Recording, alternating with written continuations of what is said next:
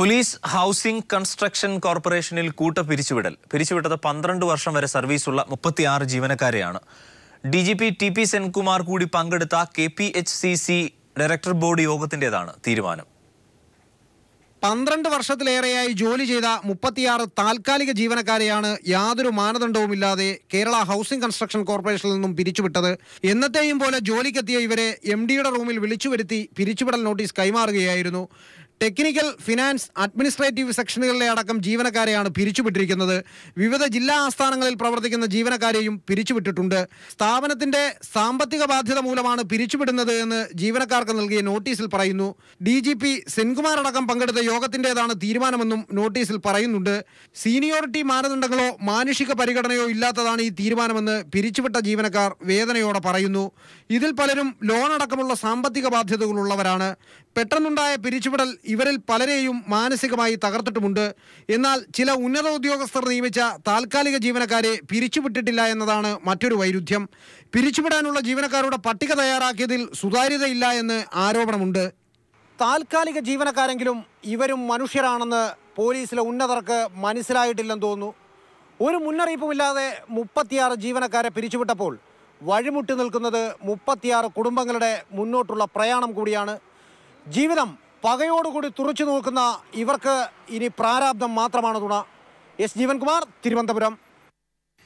കോട്ടക്കലിൽ 13 വയസ്സുകാരി നിരന്തരം ലൈംഗിക പീഡനത്തിന് ഇരയായതായി വൈദ്യപരിശോധനാ റിപ്പോർട്ട്. 40-ലധികം പേർ തന്നെ പീഡിപ്പിച്ചതായി പെൺകുട്ടി പോലീസിന് മൊഴി നൽകി. അച്ഛനമ്മമാർ വേശ്യാവൃത്തിക്ക് നിർബന്ധിച്ചു എന്നും പെൺകുട്ടിയുടെ മൊഴിയിൽ പറയുന്നുണ്ട്. മലപ്പുറം കോട്ടക്കലിൽ പുലിക്കോട്ടിലാണ് സൂര്യനെല്ലി കേസിന് സമാനമായ പീഡനം നടന്നത്. 6ാം ക്ലാസ്സുകാരിയെ 40ഓളം പേർ ചേർന്ന് ദിവസങ്ങളോളം പീഡിപ്പിച്ചു. പീഡനത്തിന് കൂട്ടുനിന്ന കുട്ടിയുടെ പിതാവിനെയും മാതാവിനെയും പോലീസ് കസ്റ്റഡിയിലെടുത്തു. ശിശു സംരക്ഷണ ഓഫീസർക്ക് ലഭിച്ച വിവരത്തിന്റെ അടിസ്ഥാനത്തിൽ നടത്തിയ പരിശോധനയിലാണ് ഞെട്ടിപ്പിക്കുന്ന വിവരം പുറത്തുവന്നത്. ഏജന്റുമാർ വഴിയാണ് അമ്മ കുട്ടികളെ പലർക്കും കാഴ്ചവെച്ചത്. സഹോദരിയുടെ ഭർത്താവും ഏജന്റായി പ്രവർത്തിച്ചു. പെൺകുട്ടി പീഡനത്തിനിരയായതായി വൈദ്യപരിശോധനയിലും വ്യക്തമായി. 40ഓളം പേർ പീഡിപ്പിച്ചിരുന്നതായി പെൺകുട്ടി നേരത്തെ മൊഴി നൽകിയിരുന്നു. News bureau, Malappuram.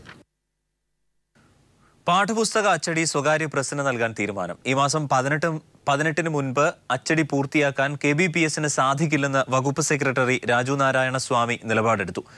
ഈ മാസം 20-ന് മുൻപ് വിതരണം പൂർത്തിയാക്കാനും മുഖ്യമന്ത്രിയുടെ അധ്യക്ഷതയിൽ ചേർന്ന യോഗം തപാൽ വകുപ്പിനോട് നിർദ്ദേശിച്ചു. ഓണപരീക്ഷ സെപ്റ്റംബർ 7 മുതൽ 15 വരെ നടത്തുന്നതിനും യോഗം അംഗീകാരം നൽകിയിട്ടുണ്ട്. ഏത് വിധേനയും പാഠപുസ്തക അച്ചടി ഈ മാസം 18-നകം പൂർത്തിയാക്കാനാണ് ഉന്നതതല യോഗത്തിൽ KBPSന് മുഖ്യമന്ത്രിയും വിദ്യാഭ്യാസ മന്ത്രിയും നിർദ്ദേശം നൽകിയത്. എന്നാൽ ശേഷിക്കുന്ന 25 ലക്ഷം പാഠപുസ്തക അച്ചടി 11 ദിവസം കൊണ്ട് KBPSന് പൂർത്തിയാക്കാൻ സാധിക്കില്ലെന്ന് അച്ചടി വകുപ്പ് സെക്രട്ടറി രാജു നാരായണസ്വാമി യോഗത്തിൽ അറിയിച്ചു. ഇതിന് ആവശ്യമെങ്കിൽ സ്വകാര്യ പ്രസിന് നൽകിയും അച്ചടി പൂർത്തിയാക്കാൻ യോഗം നിർദ്ദേശിച്ചു. എന്നാൽ ടെൻഡറില്ലാതെ അച്ചടി പുറത്തു നൽകാനാകില്ലെന്ന് രാജു നാരായണസ്വാമി പറഞ്ഞു. ഇതിൽ ടെൻഡർ തീരുമാനം KBPSന് സ്വീകരിക്കാമെന്ന് മുഖ്യമന്ത്രി മറുപടി നൽകി. ഇതേ തുടർന്ന് 15 ലക്ഷം പാഠപുസ്തകങ്ങളുടെ അച്ചടി പുറത്തു നൽകാനാണ് നിലവിൽ തീരുമാനിച്ചിരിക്കുന്നത്. നേരത്തെ സ്വകാര്യ പ്രസിന് അച്ചടി നൽകാനുള്ള തീരുമാനം വിവാദമായതിനെ തുടർന്ന് ഉപേക്ഷിക്കുകയായിരുന്നു. ഇത്തരത്തിൽ ഈ മാസം 18-ന് അച്ചടി പൂർത്തിയാക്കി ബൈൻഡിംഗ് അടക്കം ചെയ്ത് 20-നകം പാഠപുസ്തകങ്ങളുടെ വിതരണം പൂർത്തിയാക്കാനാണ് തീരുമാനം. 20-ന് മുൻപ് വിതരണം പൂർത്തിയാക്കാൻ തപാൽ വകുപ്പിനോട് മുഖ്യമന്ത്രി യോഗത്തിൽ നിർദ്ദേശിച്ചു. കൂടാതെ ഓണപരീക്ഷ സെപ്റ്റംബർ 7 മുതൽ 15 വരെയായി നടത്താൻ രാവിലെ മന്ത്രിയുടെ അധ്യക്ഷതയിൽ ചേർന്ന ക്വാളിറ്റി ഇംപ്രൂവ്മെന്റ് പ്രോഗ്രാം യോഗത്തിൽ തീരുമാനിച്ചിരുന്നു. ഓണത്തിന് മുമ്പ് പരീക്ഷ നടത്തുന്നത് പ്രായോഗികമല്ലെന്ന് അധ്യാപക സംഘടനകൾ നിലപാടെടുത്തതിനെ തുടർന്നാണ് തീരുമാനം. ഈ തീരുമാനത്തിനും യോഗം അംഗീകാരം നൽകി. News bureau, Thiruvananthapuram. പാഠപുസ്തകം വിതരണം ചെയ്യാത്തതിൽ പ്രതിഷേധിച്ച് മാർച്ച് നടത്തിയ SFI പ്രവർത്തകർക്ക് നേരെ വ്യാപക ലാത്തിച്ചാർജ്. കോട്ടയത്തും മലപ്പുറത്തും തൊടുപുഴയിലും SFI മാർച്ചിൽ സംഘർഷമുണ്ടായി. കണ്ണൂരിൽ കളക്ടറേറ്റ് മാർച്ചിന് നേരെയുണ്ടായ ലാത്തിച്ചാർജിലും ഗ്രനേഡ് ആക്രമണത്തിലും SFI സംസ്ഥാന സെക്രട്ടറി വിജിൻ ഉൾപ്പെടെ നിരവധി പേർക്ക് പരിക്കേറ്റു. SFI നടത്തുന്ന പാഠപുസ്തക സമരം DYFI ഏറ്റെടുക്കുമെന്ന് സംസ്ഥാന സെക്രട്ടറി M. സ്വരാജ് പറഞ്ഞു. പാഠപുസ്തക വിതരണം വൈകുന്നതിലും അതിൽ പ്രതിഷേധിച്ച SFI പ്രവർത്തകർക്ക് നേരെ കഴിഞ്ഞ ദിവസമുണ്ടായ പോലീസ് അതിക്രമത്തിനുമെതിരായാണ് SFI പ്രവർത്തകർ സംസ്ഥാനത്തിന്റെ വിവിധയിടങ്ങളിൽ മാർച്ച് നടത്തിയത്. കണ്ണൂർ കളക്ടറേറ്റിലേക്ക് നടത്തിയ മാർച്ച് പോലീസ് തടഞ്ഞതോടെ സംഘർഷാവസ്ഥയുണ്ടായി. പോലീസ് വിദ്യാർത്ഥികൾക്ക് നേരെ ഗ്രനേഡും ജലപീരങ്കിയും പ്രയോഗിച്ചു.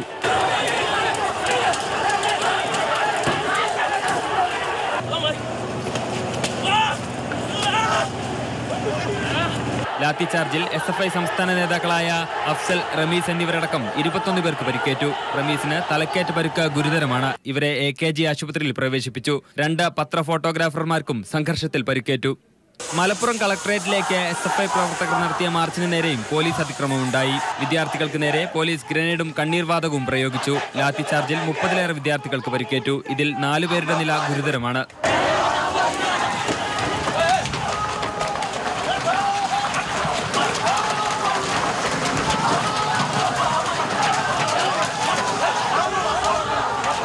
അരമണിക്കൂറോളം നീണ്ടുനിന്ന സംഘർഷത്തിൽ വഴിയാത്രക്കാർക്കും പരിക്കേറ്റിട്ടുണ്ട്. കോട്ടയത്തും കളക്ടറേറ്റ് മാർച്ച് നടത്തിയ SFI പ്രവർത്തകർക്ക് നേരെ പോലീസ് ലാത്തിചാർജ് നടത്തി. 10 വിദ്യാർത്ഥികൾക്കും 4 മാധ്യമപ്രവർത്തകർക്കും പരിക്കേറ്റു. സ്ഥലത്തെത്തിയ CPIM കോട്ടയം ജില്ലാ സെക്രട്ടറി VN വാസവനെ കണ്ണീർവാതക പ്രയോഗമേറ്റ് ശാരീരികാസ്വാസ്ഥ്യമുണ്ടായതിനെ തുടർന്ന് ആശുപത്രിയിൽ പ്രവേശിപ്പിച്ചു. തിരുവനന്തപുരത്ത് SFI DYFI പ്രവർത്തകർ നിയമസഭയിലേക്ക് മാർച്ച് നടത്തി. അന്യായമായി വിദ്യാർത്ഥികളെ അടിച്ചാൽ ഏത് പോലീസായാലും ഞങ്ങൾ തിരിച്ചടിക്കും. ആ കാര്യത്തിൽ ഒരു സംശയവുമില്ല. അടിച്ചാൽ പോലീസിനെ തിരിച്ചടിക്കും. AISF പ്രവർത്തകർ സെക്രട്ടേറിയറ്റിലേക്കും പ്രതിഷേധ പ്രകടനം നടത്തി. വിവിധ ബ്യൂറോകൾക്കൊപ്പം ന്യൂസ് ബ്യൂറോ, തിരുവനന്തപുരം. വിദ്യാർത്ഥി വേട്ടയിൽ പ്രതിഷേധിച്ച നിയമസഭയിൽ പ്രതിപക്ഷം നൽകിയ അടിയന്തര പ്രമേയ നോട്ടീസ് തള്ളി. TV രാജേഷ് MLA ആണ് നോട്ടീസ് നൽകിയത്. വിദ്യാഭ്യാസ മന്ത്രി വിവരക്കേട് അലങ്കാരമാക്കുന്നുവെന്ന് TV രാജേഷ് പറഞ്ഞു. അടിയന്തര പ്രമേയ നോട്ടീസ് തള്ളിയതിനെ തുടർന്ന് പ്രതിപക്ഷം സഭയിൽ നിന്ന് ഇറങ്ങിപ്പോയി. ബാർ കോഴക്കേസിൽ അന്വേഷണം അവസാനിപ്പിച്ച വിജിലൻസ് കോടതിയിൽ റിപ്പോർട്ട് സമർപ്പിച്ചു. ധനമന്ത്രി KM മാണിക്കെതിരെ സാഹചര്യ തെളിവുകളുണ്ട്. എന്നാൽ കുറ്റപത്രം സമർപ്പിക്കാൻ മതിയായ തെളിവുകളില്ലെന്ന് കാണിച്ചാണ് റിപ്പോർട്ട്. അതേസമയം ബാർ കോഴക്കേസിൽ വിജിലൻസിനെ സ്വതന്ത്രമാക്കണമെന്ന ഹൈക്കോടതി നിരീക്ഷണത്തിനെതിരെ സർക്കാർ അപ്പീൽ നൽകി. KM മാണിക്കെതിരായ ബാർ കോഴ അന്വേഷണം അവസാനിപ്പിക്കുകയാണെന്ന് കാണിച്ചാണ് വിജിലൻസ് റിപ്പോർട്ട് സമർപ്പിച്ചത്. മാണിക്കെതിരായി സാഹചര്യ തെളിവുകളുണ്ട്. എന്നാൽ പണം നേരിട്ട് വാങ്ങിയത് തെളിയിക്കാൻ കഴിഞ്ഞിട്ടില്ല. കുറ്റപത്രം സമർപ്പിക്കുന്നതിന് തെളിവുകൾ അപര്യാപ്തമാണെന്നും വിജിലൻസ് റിപ്പോർട്ടിൽ പറയുന്നു. അതേസമയം അന്വേഷണ ഉദ്യോഗസ്ഥന്റെ കണ്ടെത്തലുകൾ കോടതിയിൽ സമർപ്പിക്കേണ്ടെന്ന നിയമോപദേശം അന്വേഷണ സംഘം തള്ളി. റിപ്പോർട്ടിനൊപ്പം മാണിക്കെതിരായ കണ്ടെത്തലുകളും സമർപ്പിച്ചതായാണ് സൂചന. ബിജു രമേശിന്റെ ഡ്രൈവർ അമ്പിളിയുടെ നുണപരിശോധനാ ഫലം തെളിവായി സ്വീകരിക്കാനാവില്ലെന്നും റിപ്പോർട്ടിൽ പറയുന്നു.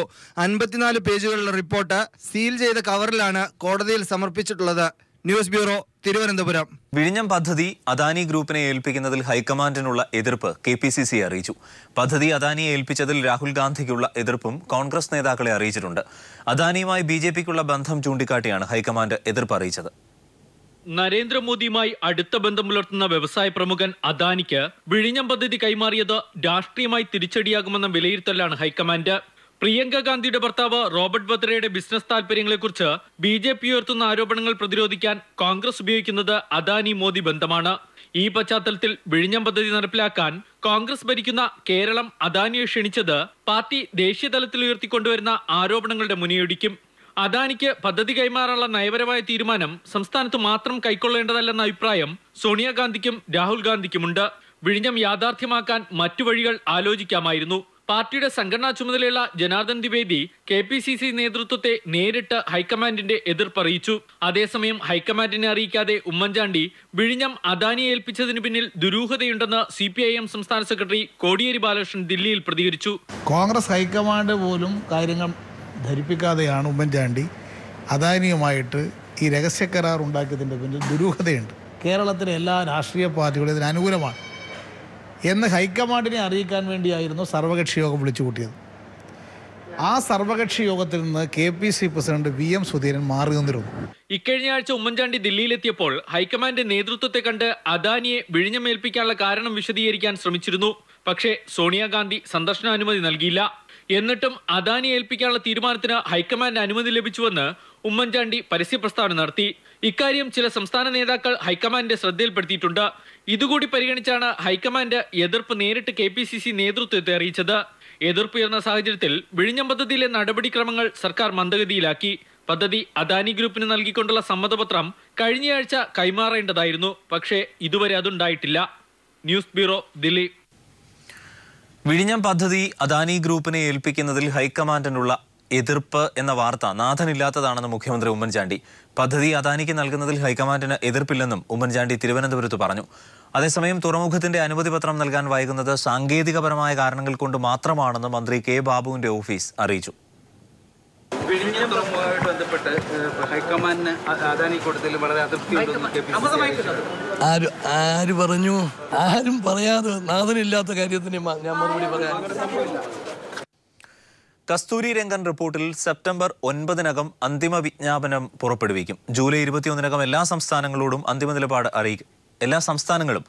നിലപാട് അറിയിക്കണം. സംസ്ഥാനങ്ങളുടെ യോഗം ഓഗസ്റ്റിൽ വീണ്ടും ചേരാനും കേന്ദ്ര വനം പരിസ്ഥിതി മന്ത്രാലയത്തിന്റെ ഉന്നതതല യോഗം തീരുമാനിച്ചിട്ടുണ്ട്. കേരളം, തമിഴ്നാട്, കർണാടക, മഹാരാഷ്ട്ര, ഗുജറാത്ത്, ഗോവ എന്നീ സംസ്ഥാനങ്ങളുടെ വനം മന്ത്രാലയങ്ങളുടെ യോഗമാണ് ദില്ലിയിൽ ചേർന്നത്. പരിസ്ഥിതി ലോല മേഖലകൾ തരംതിരിച്ചുള്ള റിപ്പോർട്ട് ഈ മാസം 31-നകം എല്ലാ സംസ്ഥാനങ്ങളും നൽകണം. അടുത്ത മാസം വീണ്ടും യോഗം ചേരുകയും റിപ്പോർട്ടിന്മേൽ തീരുമാനമെടുക്കുകയും ചെയ്യും. തുടർന്ന് സെപ്റ്റംബർ 9-നകം കസ്തൂരിരംഗൻ റിപ്പോർട്ടിന്മേൽ അന്തിമ വിജ്ഞാപനം പുറപ്പെടുവിക്കും. വാണിജ്യാടിസ്ഥാനത്തിലുള്ള ഖനനം, അമിത മലിനീകരണം സൃഷ്ടിക്കുന്ന വ്യവസായങ്ങൾ എന്നിവയ്ക്ക് പരിസ്ഥിതി ലോല മേഖലകളിൽ നിയന്ത്രണങ്ങൾ ഉണ്ടാവും.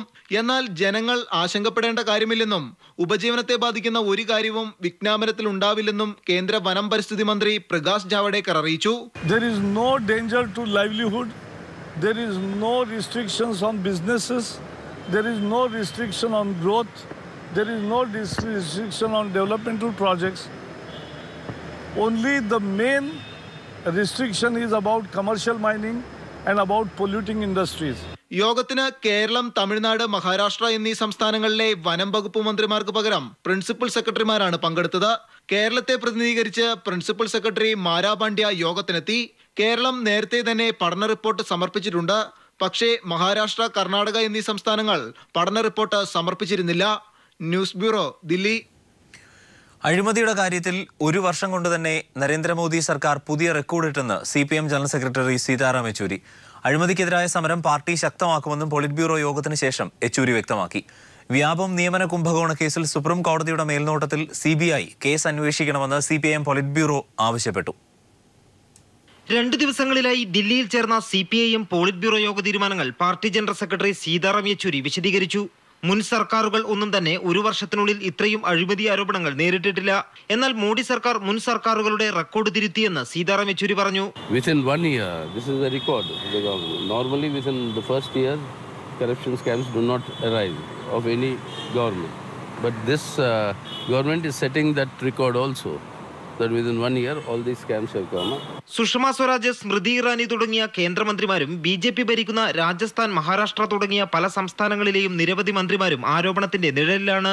അഴിമതിക്കെതിരെ CPIM പ്രക്ഷോഭവും പ്രചരണവും ശക്തമാക്കും. അഴിമതിക്കെതിരെ ഈ മാസം 20-ന് ഇടതു പാർട്ടികൾ ആഹ്വാനം ചെയ്ത രാജ്യവ്യാപക പ്രക്ഷോഭം വിജയിപ്പിക്കാനും PB തീരുമാനിച്ചു. The decisions of the left parties have all been endorsed and fully supported by the Politburo. There is on 20th of this July, the day before the parliament session begins, we will have nationwide protest actions all over the country against corruption.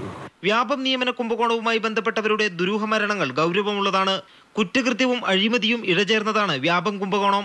ആരോപണ വിധേയരായ മന്ത്രിമാരെ മാറ്റി നിർത്തി supreme കോടതി മേൽനോട്ടത്തിൽ വ്യാപം കുംഭകോണം അന്വേഷിക്കണമെന്നും PB ആവശ്യപ്പെട്ടു. News bureau, Delhi. ദേശീയ ഗാനത്തിൽ തിരുത്തൽ വേണമെന്നാവശ്യപ്പെട്ട് ഉത്തർപ്രദേശ് മുൻ മുഖ്യമന്ത്രിയും രാജസ്ഥാൻ ഗവർണറുമായ കല്യാൺ സിംഗ് ദേശീയ ഗാനത്തിലെ അധിനായക എന്ന പദം മാറ്റി പകരം മംഗൾ എന്ന പദം ചേർക്കണമെന്ന് കല്യാൺ സിംഗ് ആവശ്യപ്പെട്ടു. അധിനായക എന്ന പദം സ്വാതന്ത്ര്യപൂർവ്വ ഭാരതത്തിലെ ഇംഗ്ലീഷ് ഭരണാധികാരികളെ പുകഴ്ത്തുന്ന വാക്കാണെന്ന് കല്യാൺ സിംഗ് പറയുന്നു. രാജസ്ഥാൻ സർവകലാശാലയുടെ കോൺവക്കേഷൻ ചടങ്ങിൽ സംസാരിക്കവെയാണ് കല്യാൺ സിംഗ് ദേശീയ ഗാനത്തിൽ തിരുത്തൽ ആവശ്യപ്പെട്ടത്. വ്യാപം അഴിമതി കേസിലെ കൊലപാതകങ്ങളെ തുടർന്ന് പ്രതിരോധത്തിലായ മധ്യപ്രദേശ് സർക്കാർ CBI അന്വേഷണത്തിന് വഴങ്ങി. കേസ് CBI അന്വേഷിക്കുന്നതിൽ എതിർപ്പില്ലെന്ന് മധ്യപ്രദേശ് മുഖ്യമന്ത്രി ശിവരാജ് സിംഗ് ചൗഹാൻ പറഞ്ഞു. ഇക്കാര്യം ഹൈക്കോടതിയെ അറിയിക്കുമെന്നും ശിവരാജ് സിംഗ് ചൗഹാൻ ഭോപ്പാലിൽ അറിയിച്ചു. ആലപ്പുഴ സായിയിൽ ആത്മഹത്യാ ശ്രമത്തെ തുടർന്ന് ചികിത്സയിലായിരുന്ന പെൺകുട്ടി വീണ്ടും ആത്മഹത്യയ്ക്ക് ശ്രമിച്ചു. ബിയർ കഴിച്ചെന്ന് പറയാൻ പോലീസ് നിർബന്ധിച്ചതായി പെൺകുട്ടി വെളിപ്പെടുത്തി. മുതിർന്ന കായിക താരങ്ങളുടെ പീഡനത്തെ തുടർന്ന് ആത്മഹത്യയ്ക്ക് ശ്രമിച്ച 3 പെൺകുട്ടികളെയാണ് അന്വേഷണ സംഘം ഇന്ന് വീണ്ടും ചോദ്യം ചെയ്തത്.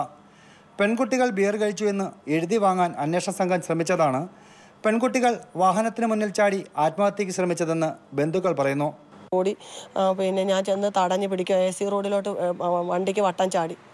അവർ വീണ്ടും എൻ്റെ ഈ 3 മക്കളെയും ആത്മഹത്യക്ക് വക്കീലേക്ക് എത്തിക്കാനാണ് ഇപ്പോഴത്തെ മൊഴിയെടുപ്പിൻ്റെ മുന്നോട്ടുള്ള പോക്ക്. പറയുന്ന ആഭ്യന്തരമന്ത്രി പറഞ്ഞിട്ടാണ് ആഭ്യന്തരമന്ത്രിയുടെയും DGPയുടെയും കത്തിന്റെ പുറത്താണ് ഇത് ചെയ്യുന്നത്. സായിലെ 4 പെൺകുട്ടികളാണ് 2 മാസം മുൻപ് ആത്മഹത്യയ്ക്ക് ശ്രമിച്ചത്. ഇതിലൊരു പെൺകുട്ടി നേരത്തെ മരണപ്പെട്ടിരുന്നു.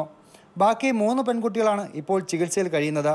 ഇത് 4ാം തവണയാണ് അന്വേഷണ സംഘം തങ്ങളെ സമ്മർദ്ദം ചെലുത്തുന്നതും ചോദ്യം ചെയ്യുന്നതെന്നും പെൺകുട്ടികൾ പറയുന്നു. തുറന്ന കള്ളം മാത്രമേ പറയത്തുള്ളൂ. എത്ര പറഞ്ഞാലും നീ ഒന്നും സത്യം പറയത്തില്ല, നീയൊക്കെ പേരും കള്ളിയാണ്, നീയൊക്കെ കുടിച്ചതെന്ന് ഞങ്ങൾക്ക് തെളിവുണ്ട്, ഇല്ല എന്ന് പറഞ്ഞിട്ട് അതൊക്കെ പറയുന്നു. കൊറ്റംകുളം ദൈവത്തോട് സത്യം ഇടാൻ പറയാം, നിനക്കൊക്കെ കിട്ടിക്കോളൂ, എന്നാലും സത്യം പറയരുത്, എത്ര പറഞ്ഞാലും കള്ളേ പറയത്തുള്ളൂ. ട്രീസ സമ്മതിച്ചില്ല. ഞാൻ പറഞ്ഞു ഇല്ല, ഞങ്ങൾ കുടിച്ചിട്ടില്ല. Shajahan, news bureau, Alappuzha. നോമ്പുതുറ വിഭവങ്ങൾക്ക് വേണ്ടി എണ്ണപ്പലഹാരങ്ങൾക്കും മാംസാഹാരങ്ങൾക്കും വിശ്വാസികൾ എത്തുമ്പോൾ ഇതിൽ നിന്നെല്ലാം രുചികരവും വ്യത്യസ്തവുമായി സാമ്പാറും ദോശയും ഇഡലിയും ഒക്കെ ആയി പച്ചക്കറി നോമ്പുതുറയുമായി ശ്രദ്ധേയമാവുകയാണ് ആലപ്പുഴ നെൽപ്പുര ജുമാ മസ്ജിദ്. പുലർച്ചെ മുതൽ വൈകിട്ട് വരെ അന്നപാനീയങ്ങൾ ഉപേക്ഷിച്ച് സൃഷ്ടാവിന് വേണ്ടി നോമ്പ് നോക്കുന്നവർ പിന്നീട് ഉപയോഗിക്കുന്ന ഭക്ഷണത്തിലും മാതൃക കാട്ടണമെന്ന കാഴ്ചപ്പാടാണ് ആലപ്പുഴ നെൽപ്പുര ജുമാ മസ്ജിദ് ഭാരവാഹികൾക്കുള്ളത്. ഇറച്ചിയും മുട്ടയും മറ്റ് വിഭവസമൃദ്ധമായ ഭക്ഷണം നോമ്പുതുറയായി ഉപയോഗിക്കുന്നവർ രോഗങ്ങൾക്ക് അടിമപ്പെടുമെന്നാണ് ഇവരുടെ വാദം. അതുകൊണ്ട് തന്നെയാണ് ദോശയും ഇഡലിയും രസവടയും നോമ്പുകഞ്ഞിയുമൊക്കെയായി ഈ പള്ളിയിൽ നോമ്പുതുറ നടക്കുന്നത്. കൂടുതൽ ഈ നോയമ്പ് കാലങ്ങളിലെന്ന് പറഞ്ഞാൽ മാംസങ്ങളും ഇറച്ചിയും മീനും മുട്ടയും ഒക്കെയാണ് കൂടുതൽ നമ്മുടെ ആൾക്കാർ ഉപയോഗിക്കാറുള്ളത്. അതിൽ നിന്നൊക്കെ ഒരു വ്യത്യസ്തമായ ഒരു കാഴ്ചപ്പാടിലാണ് നമ്മുടെ മഹല്ല് അതിനെ കാണുന്നത്. കാരണം ഇഡ്ഡലി സാമ്പാറാന്ന് പറയുമ്പോഴത്തേക്ക് മനുഷ്യൻ്റെ ശരീരത്തിന് ഹാനികരമില്ലാത്തതും വളരെ വേറെ ബുദ്ധിമുട്ടൊന്നും ചേരാത്തതും കടയിൽ നിന്ന് മേടിക്കാതെ ഇവിടെ തന്നെ ഒരാളെ നിർത്തി വളരെ നമ്മുടെ മേൽനോട്ടത്തിൽ അത് ചെയ്യിക്കുന്നതും കൂടിയാണ്. മാംസാഹാരം ഉപേക്ഷിച്ച് നോമ്പ് തുറക്കാൻ താല്പര്യമുള്ളവരാണ് നോമ്പുകഞ്ഞിയും സസ്യാഹാരങ്ങളും ഉപയോഗിക്കാൻ ഈ പള്ളിയിലെത്തുന്നത്. ദിനംപ്രതി 300-ലധികം വിശ്വാസികളാണ് ഇവിടെ എത്തുന്നത്. അച്ചടക്കമില്ലാത്ത ഭക്ഷണക്രമം മൂലം രോഗികളുടെ എണ്ണം കൂടി വരുന്ന സാഹചര്യത്തിലാണ് മുസ്ലിം പുരോഹിതർ തന്നെ ഇതിന് പുതിയ മാതൃകയുമായി രംഗത്ത് വന്നിരിക്കുന്നത്. Shajahan, news bureau, Alappuzha.